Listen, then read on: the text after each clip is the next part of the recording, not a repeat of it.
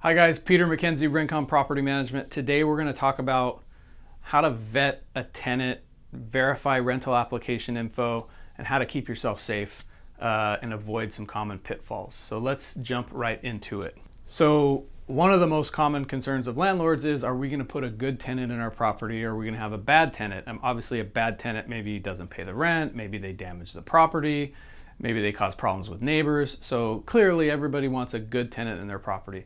Well, how do you do that? How do you find that person?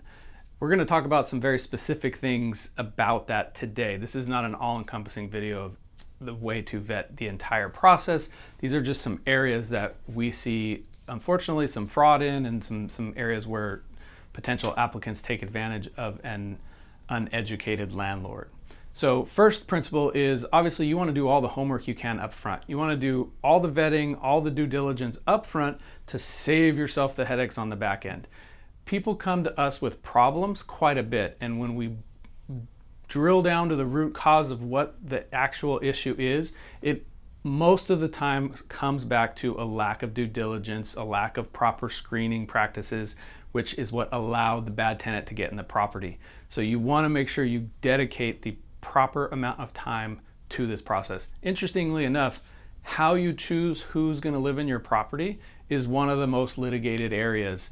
Not the most litigated, but it's an area that gets a lot of scrutiny, and you don't want to be in a position where someone is making a claim against you that you discriminated against them, or made a decision based on any kind of a protected class, because that is not a situation that you want to find yourself into. So let's dive into what the areas we think you need to focus on to find a good tenant. The first thing you need to know is, can they afford the rent? You want to analyze their income. You want to verify it. You want to make sure it's accurate. The reason I bring this up is because this is getting harder to do. There's websites on the internet right now that you could go to for a small fee. You could generate any kind of pay stub for any company you wanted with accurate withholding information, accurate addresses, all the stuff that's supposed to be on a pay stub. You can fraudulently get on the internet. Now that's scary, because that's bad for you as a landlord. If your practice to verify income is to look at pay stubs, you probably should change your practice. It is a part of it, and that's okay, but it can't be the only thing. You also need to call the employer. Now, the employer won't just tell you everything you want to know. They usually will verify if that person works there. They won't tell you exactly how much they're making. There are things they can and can't tell you legally, but you can contact them and verify that they work there.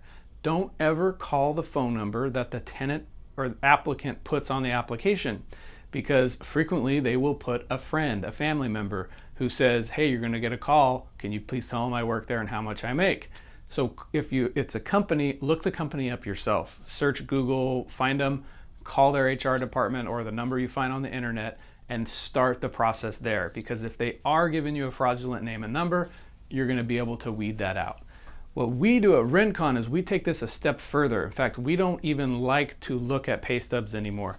What we prefer to do, and we've partnered with a company called FindDigs, who helps us in this screening process, is they have software that they link to the applicant's bank account. Their proprietary software analyzes the income and expenses in their bank accounts. And then this software spits out a report to us that says, here's what the tenant claims to have made in income, and here's what we have found through our analysis of their actual bank statements. They go back a couple years, I don't remember the exact number. And then do those two numbers match? Are they close? Are they way off? And that eliminates any potential fraud, because you're not going to go back and fraudulently change your bank account information, because you'd have to hack into the bank system, which we all know is not going to happen. So that is a really solid way to verify income, and it takes a lot of the fraudulent behavior out of it. The other thing you want to do is verify landlord references. Now, they just passed a new law that we referenced in our legal update that kind of affects the investigation that you're going to do into the tenant's background. Take a look at that video if you want some information that kind of give you an idea of what to expect. But you want to talk to the previous landlords. This is the hardest part of verifying a tenant, because it involves chasing down old landlords, maybe they're not at the same phone number. Maybe, maybe they passed away. Maybe it was a management company who's not responsive. This is the part that really takes some effort. Call the past landlords. The first landlord, we absolutely call, but we take what they're saying with a grain of salt, because if we have a bad tenant and that landlord wants nothing more than to get that tenant to move, they'll pretty much tell you anything you want to hear, how great they are, how much care they take for the property. Most of the time they're being honest, but there are times when it's a nightmare tenant and they're not going to tell you the truth.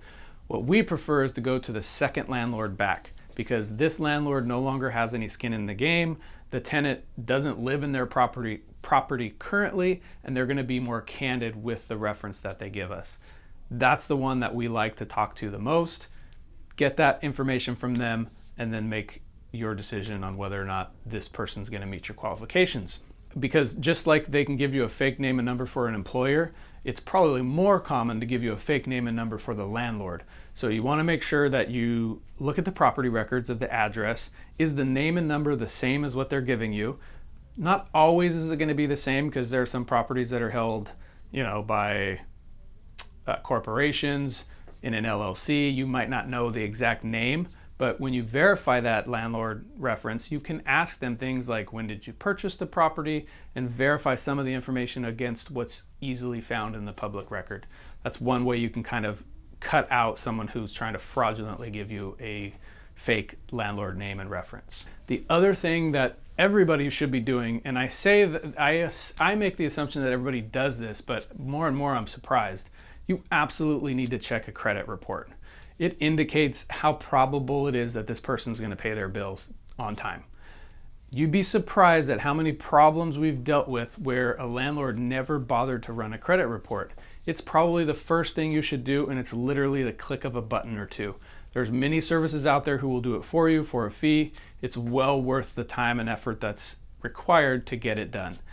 Now, when we run a credit background, an eviction check, that there's an eviction database, which is also getting harder and harder to do with some of the laws they're passing, and a criminal background check. Criminal background check, unfortunately, is getting harder to do because a lot of the laws that are being passed are making it difficult for us to be able to do that. There is a time coming down the road, hopefully a long ways down the road, where you're not going to be able to assess a potential applicant's criminal history. Fortunately, you're still able to now, but they're making it difficult. In fact, in our legal update, there was a new act that said you can check criminal backgrounds, but you can't use a driver's license or a date of birth to do it, which makes it really hard to do that effectively. So hope that makes sense. Just make sure you do your homework, and if it takes you an extra day or two or more, it's well worth it, because if you can prevent the problem from ever happening, you're going to be much better off.